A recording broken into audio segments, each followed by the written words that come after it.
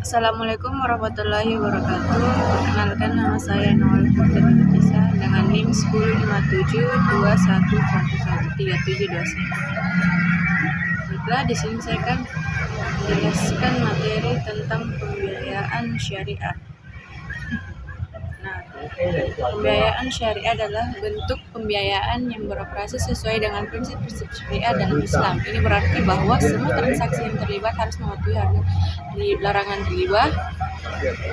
riba atau bunga, garar, tidak kepastian yang berlebihan, dan maisir atau spekulasi. Pembiayaan syariah juga menekankan keadilan, transparansi, dan tanggung jawab sosial.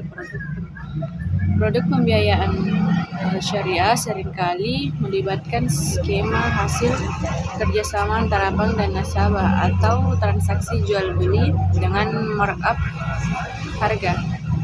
Tujuan utamanya adalah memastikan bahwa kegiatan ekonomi berlangsung dengan cara yang adil, berkelanjutan, dan sesuai dengan prinsip-prinsip Islam.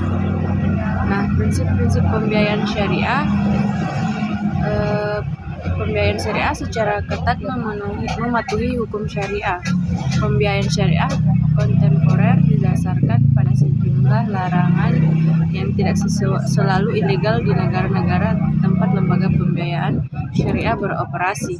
Yang pertama, membayar atau membebankan bunga.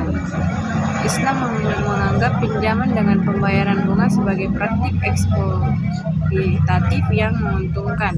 Memberi pinjaman dengan mengorbankan peminjam. Menurut hukum syariah, bunga adalah riba yang dilarang keras. Yang kedua, berinvestasi dalam bisnis yang terlibat dalam kegiatan terlarang. Memproduksi dan menjual alkohol atau babi dilarang dalam Islam. Kegiatan tersebut dianggap haram atau dilarang oleh karena itu berinvestasi dalam kegiatan seperti itu juga dilarang. 3. Spekulasi atau maisir. Syariah melarang keras segala bentuk spekulasi atau perjudian yang disebut maisir. Dengan demikian, lembaga keuangan Islam tidak dapat terlibat dalam kontrak di mana kepemilikan barang tergantung pada peristiwa yang tidak pasti di masa depan. 4. Ketidakpastian dan risiko atau garar. Aturan keuangan Islam melarang partisipasi dalam kontrak dengan risiko atau ketidakpastian yang berlebihan. Istilah garar mengukur legitimasi risiko atau ketidakpastian dalam investasi. Selain larangan di atas, keuangan Islam didasarkan pada dua prinsip penting lainnya. Finalitas material dari transaksi. Setiap transaksi harus terkait dengan transaksi ekonomi dasar yang nyata. Bagi hasil atau rugi, para pihak yang menandatangani kontrak dalam keuangan Islam berbagi untung atau rugi dan risiko yang terkait dengan transaksi. Tidak ada yang bisa mendapatkan keuntungan dari transaksi lebih dari pihak lain. Berikut adalah beberapa contoh skema akad pembiayaan syariah yang umum digunakan. Pertama, murabahah.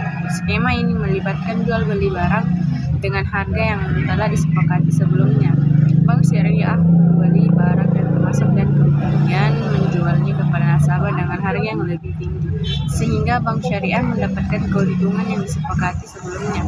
Kedua, mudharabah. Skema ini melibatkan kerja sama antar bank syariah dan nasabah untuk membiayai suatu usaha. Bank syariah memberikan modal dan nasabah memberikan tenaga dan kemampuan. Hasil usaha dibagi proporsional antara bank syariah dan nasabah, dengan bank syariah mendapatkan bagian yang lebih besar sebagai imbalan atas modal yang diberikan.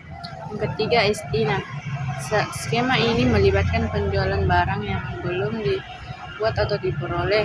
Bank syariah membeli hak untuk memperoleh barang yang belum dibuat dan kemudian menjualnya kepada nasabah dengan harga yang telah disepakati sebelumnya. Yang keempat, salam. Skema ini melibatkan penjualan barang yang belum dibuat atau diperoleh dengan penggunaan penangguhan pengiriman oleh penjual. Bank syariah membeli hak untuk memperoleh barang yang belum dibuatkan dan kemudian menjualnya kepada nasabah dengan harga yang telah disepakati. Yang kelima adalah ijarah. Skema ini melibatkan sewa penggunaan barang. Bank syariah membeli hak untuk memperoleh barang dan kemudian menyewakannya kepada nasabah dengan harga yang telah disepakati sebelumnya. Baiklah, itu saja materi yang dapat saya sampaikan. Assalamualaikum warahmatullahi wabarakatuh.